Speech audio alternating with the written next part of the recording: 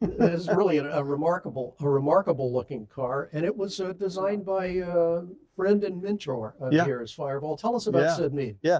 So Syd was a gentleman that I met back in the early 80s, about late tail end of 1981.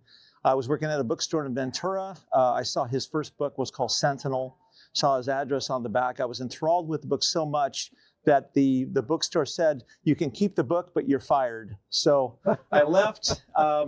And I went down to Hollywood where he lived, and I met Syd, and I decided to just kind of shadow him. And I went down to his place every Friday for a year, and I spent the entire day watching him design. And it became a mission for me. And he was working on Blade Runner at the time. This is Deckard's police car Right. that Harrison Ford drove in the rainy scene. And then the spinner comes down and asks him why he's there. He was kind of surveilling things. But this car was originally built by Gene Winfield, as well as a bunch of other movie cars, including the Spinner. But Syd was a force, an absolute force. You know, as a visionary, as a futurist, as a concept guy.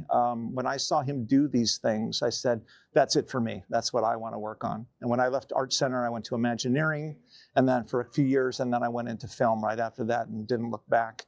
But when they were doing cars like this, for these movies, I said, I got to get into that. And that became my mission at that point.